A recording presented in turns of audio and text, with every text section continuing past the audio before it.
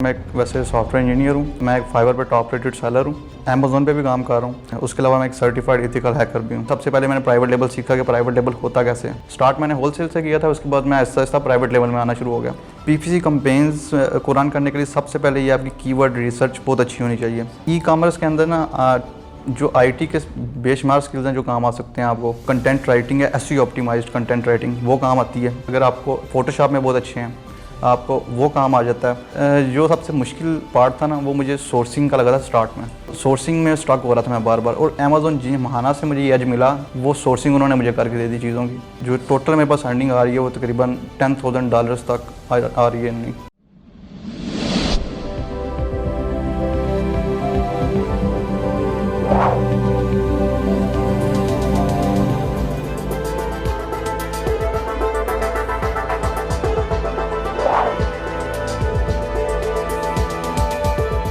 अस्सलाम वालेकुम नाजरीन, शेयरिंग ऑफ प्रोफेशनल विजडम के साथ मैं हूं अली रहमान खालिद।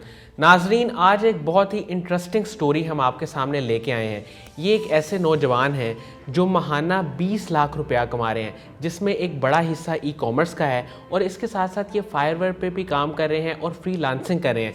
हम इनसे जानेंगे कि वो कौन से स्किल्स हैं और वो कौन सी ऐसी चीज़ें हैं जिनकी वजह से ये इस काबिल हुए कि महाना 20 लाख रुपए तक कमा रहे हैं। आइए इनसे मिलते हैं और जानते हैं। बहुत बहुत शुक्रिया फ़खर जबरान साहब आपकी तशरीफ़ आवरी का। फ़खर साहब, आप मुझे ये बताइएगा कि आपने बतौर वर्चुअल असिस्टेंट भी काम किया, प्राइवेट लेवल बिज़नेस में भी काम कर रहे हैं, इसके साथ साथ आपने होलसेल बिज़नेस में भी काम किया, सारे काम आपने एक साथ कर लिए। और दूसरा मुझे ये बताइएगा कि ये काम आपने इसका आगाज़ कैसे किया? जी, मैं सबसे पहले अपना थोड़ा सा इंट्रोडक्शन कर लूँ। मैं एक वैसे सॉफ्टवेयर इंजीनियर हूँ और उसके अलावा मैं एक फाइवर पे टॉप रेटेड सेलर हूँ और मैं अमेज़न पे भी काम कर रहा हूँ तकरीबन 1 साल से। उसके अलावा मैं एक सर्टिफाइड एथिकल हैकर भी हूँ। अच्छा। और तो अभी जब मैंने अमेज़न की जर्नी अपना स्टार्ट किया तो उसमें सबसे मज़े का जो वाक़या हुआ था वो ये था कि मेरा एक दोस्त था सियालकोट से, तो मैंने उससे फ़ुटबॉल कुछ बनवाए। उनकी फैक्ट्री थी एक, तो उससे मैंने फ़ुटबॉल के ना तकरीबन 50 एग्जाम्पल्स बनवाए कि मैं ये बेच के चेक करता हूँ ये बिज़नेस कैसे। तो उससे मैंने मैन्युफैक्चर करवा लिए। जब उनको लिस्ट करने का टाइम आया तो मुझे पता लगा कि पाकिस्तान में तो इसका अकाउंट ही नहीं क्रिएट हो सकता, तो उसका मुझे आइडिया नहीं था। उस टाइम मैं ईबे पे वो लिस्ट करने लगा था, तो उसका अकाउंट नहीं बन रहा था। मैंने किसी तरीके से बनाया था लेकिन वो अकाउंट डीएक्टिव हो गया। फिर उसके बाद हमारे घर के पास ही ना एनेबलर्स का एक ऑफिस था, कासिम साहब होते थे और मीर रमज़ा भाई उनके साथ होते थे। तो मैं उनके ऑफिस गया तो मीर रमज़ा भाई मुझे मिले, तो उन्होंने मुझे समझाया कि हम इस तरह ये कोर्स करवा रहे हैं, तो आप इसको ज्वाइन करो, ये हम आपको सारा प्रैक्टिकली जो है ना समझा देंगे। तो उसके बाद जो नेक्स्ट स्टेप था ना, मैं कोर्स में इनरोल हो गया। उसके बाद मैं एक बड़ा अच्छा ज़बरदस्त कोर्स था। मेरी कोर्स के दौरान भी परफॉर्मेंस काफ़ी अच्छी रही थी। कासिम साहब ने मेरी बहुत अप्रिशिएशन की थी कोर्स में भी। तो फिर जो कोर्स के बाद मैंने अमेज़न जी महाना को ज्वाइन किया उसी वक्त ही फ़ौरन से। तो उन्होंने मुझे ऑफ़र की उसमें, तो उनसे मैंने तकरीबन $10,000 की जो है ना इन्वेस्टमेंट उसमें की और अमेज़न जी महाना की प्रोडक्ट्स कुछ ली मैंने। तो उसमें फिर अमेज़न जिमहाना के प्रोडक्ट्स में से ही ना मैंने तकरीबन £10,000 प्रॉफिट किया, मतलब £20,000 की मैंने और $20,000 की वो मैंने सेल कर दी। सर, किस प्रोडक्ट कैटेगरी में आपने काम किया था? ये डिफरेंट प्रोडक्ट की तकरीबन 22 एसेंस, जो डिफरेंट प्रोडक्ट्स के एसेंस थे वो मुझे कासिम साहब ने दिए थे जिन पे मैंने काम किया था। और इन्हीं में से ही ना जब मेरी फ़र्स्ट एक डिसबर्समेंट आई अकाउंट के अंदर, तो उसी में से मैंने एक प्राइवेट लेवल की प्रोडक्ट अमेज़न जिमहाना से सोर्स करवा के उसको सबसे पहले मैंने प्राइवेट लेवल सीखा कि प्राइवेट लेवल होता कैसे। स्टार्ट मैंने होलसेल से किया था, उसके बाद मैं आहिस्ता आहिस्ता प्राइवेट लेवल में आना शुरू हो गया।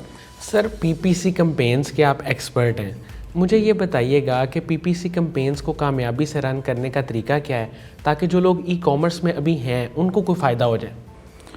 पीपीसी कैंपेन्स को रन करने के लिए सबसे पहले ये आपकी कीवर्ड रिसर्च बहुत अच्छी होनी चाहिए।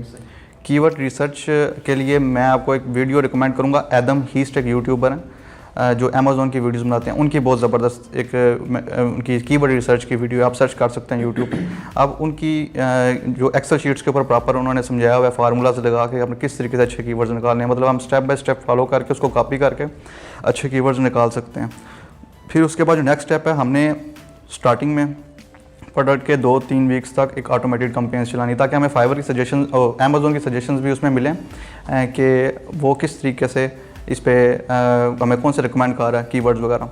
तो उसके कीवर्ड्स और हमने अपने जो हमने खुद रिसर्च की है 2 to 3 वीक्स के बाद हमने उन दोनों को मिला के एक कैंपेन बनानी है, खुद क्रिएट करनी है।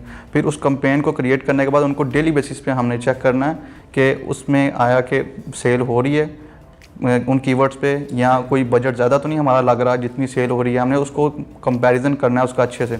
और उनमें से जो कीवर्ड्स अनवांटेड होंगे जिनके पे सेल नहीं हो रही तो उनको हमने डिलीट कर देना, पास कर देना। सर आप बहुत ज़्यादा डीपली इन्वॉल्व हैं ई कॉमर्स के अंदर, मुझे ये बताइएगा कि वो कौन से ऐसे स्किल्स हैं जो ई कॉमर्स में काम आते हैं? ई कॉमर्स के अंदर ना जो आईटी के बेशुमार स्किल्स हैं जो काम आ सकते हैं आपको।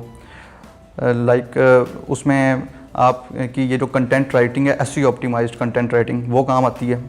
और उसके अलावा आपकी अगर आपको फोटोशॉप में बहुत अच्छे हैं, आपको वो काम आ जाता है। आप अपनी इमेजेस खुद लिस्टिंग्स की तैयार कर सकते हैं अच्छे से। अगर आपको प्रोडक्ट फोटोग्राफी आती है, आप वो सर्विस भी आप अपनी ऐड कर सकते हैं। अपने प्राइवेट लेवल में करना चाहते हैं उसमें भी यूज़ कर सकते हैं, दूसरों को सर्विसेज भी दे सकते हैं, फाइवर पे सर्विसेज दे सकते हैं और डिफरेंट और प्लेटफॉर्म्स पे सर्विसेज दे सकते हैं।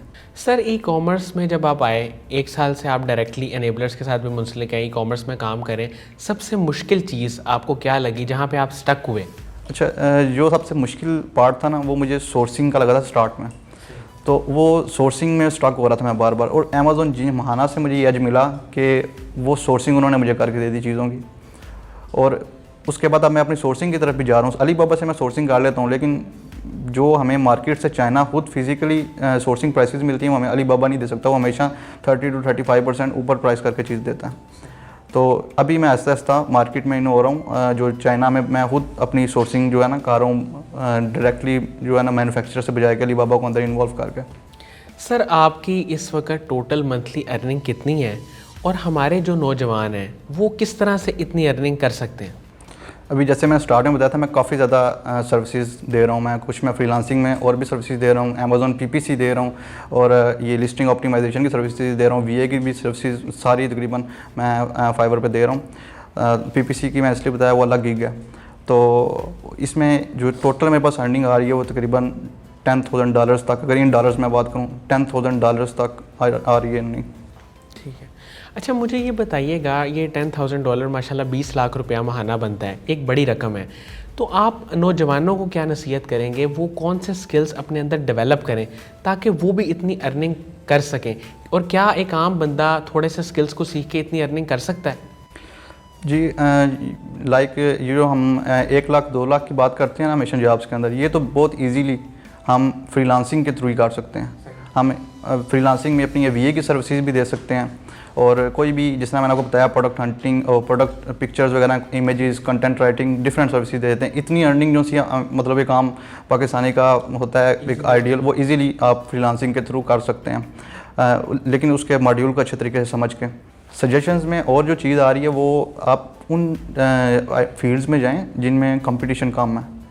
ये जो बिल्कुल फ्रेश लोग स्टार्ट कर रहे हैं उनको मैं कह रहा हूँ कि जो फील्ड्स बिल्कुल न्यू हैं उनमें आप जाएं, और जिनमें आपको स्कोप नज़र आ रहा है आज से 5-6 साल बाद स्कोप नज़र आ रहा है, उन फील्ड्स के अंदर जाएं। जिन फील्ड्स में ऑलरेडी बहुत ज़्यादा क्राउड हो गया उनको थोड़ा सा अवॉइड करें, क्योंकि उसमें ऑलरेडी बहुत बड़े सेलर्स ऑलरेडी क्रिएट हो चुके हैं।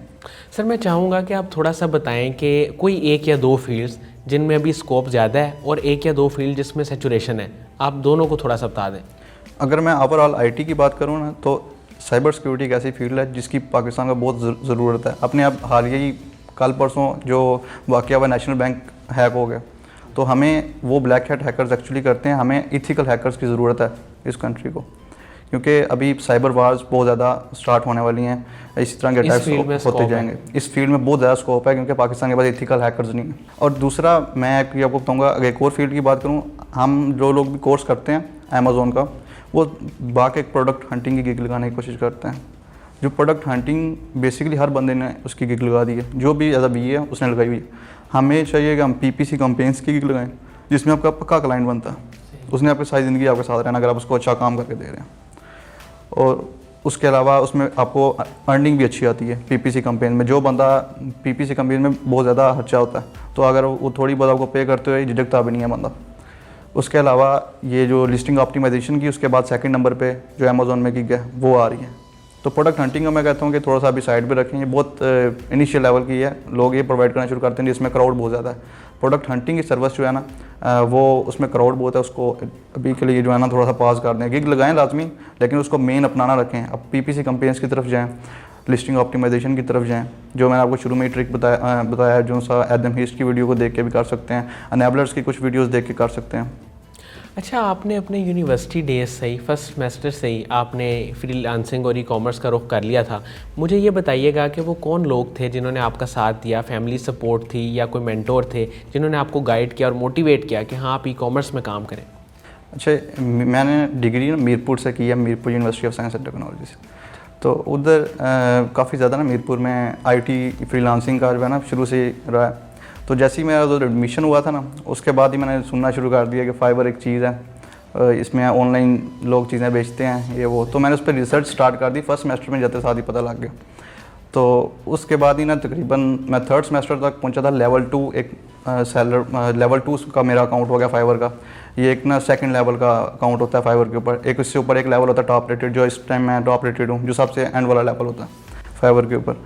तो मेरा उसी थर्ड सेमेस्टर में ही मैं लेवल 2 हो गया। तो इसमें ये है कि मोटिवेशन मुझे ज़्यादा उस एरिया से मिली कि उस एरिया में फ्रीलांसर्स बहुत ज़्यादा थे, ये कम्युनिटी मुझे एक मिली। अच्छा, मेंटोर्स में ना कासिम ज़िया मलिक साहब, मीर हमज़ा भाई और कासिम अली शाह साहब का भी मैं एक बैच में उनका स्टूडेंट रहा हूँ, और उनसे ही मैंने बहुत इंस्पायरेशन ली हुई है। और उसके अलावा और भी बेशुमार मेरे मेंटोर्स हैं, मैंने डिफरेंट फील्ड्स में काम किया। तो उन सब का मैं बहुत शुक्रिया अदा करता हूँ। उन सब की ही मदद से मैं आज इतनी इस मुकाम में पहुँचा हूँ कि मैं इतनी अर्निंग कर सकता हूँ। अच्छा, मुझे ये बताइएगा, साकिब अज़हर साहब का एक विज़न है, वो लोगों को इनेबल करना चाहते हैं और वो इसके लिए बहुत कोशिश कर रहे हैं। आप उनके काम को, उनकी शख्सियत को कैसे देखते हैं? सबसे पहले तो साकिब अज़हर साहब का मैं बहुत शुक्रिया अदा करूँगा। ये कोई बंदा भी अगर पाकिस्तान में मतलब जिस हालात से कंट्री जा रहा है हमारा, कोई बंदा भी अगर कुछ भी कर रहा है ना, तो वो उस बंदे को बहुत ज़्यादा एक तो रिस्पेक्ट देनी चाहिए कि वो इस मतलब जिस मतलब ई कॉमर्स का आज से 2-3 साल पहले किसी बंदे को कुछ भी नहीं पता था, जितना उन्होंने लोगों को इसका आइडिया दे दिया, ये एक बहुत बड़ी अवेयरनेस जो दे दी, ये बहुत बड़ी एक अपॉर्चुनिटी है, बहुत एक अच्छी जो सी है ना उन्होंने लोगों के लिए पैदा की, बहुत अच्छी अचीवमेंट है एक। बहुत बहुत शुक्रिया फ़ाखर जबरान साहब आपकी तशरीफ़ आवरी का। नाज़रीन, मुझे उम्मीद है कि जो लोग ई कॉमर्स के बारे में जानना चाहते हैं, बिलखुसूस इनका फ़ोकस था कि पीपीसी रैंकिंग और लिस्टिंग ऑप्टिमाइजेशन की तरफ आएँ, यहाँ पे स्कोप ज़्यादा है। तो जो लोग ई कॉमर्स में आना चाहते हैं वो इन चीज़ों पर फोकस करें, और उम्मीद है कि इस इंटरव्यू से आपको बहुत फ़ायदा हुआ होगा। अल्लाह हाफ़िज़।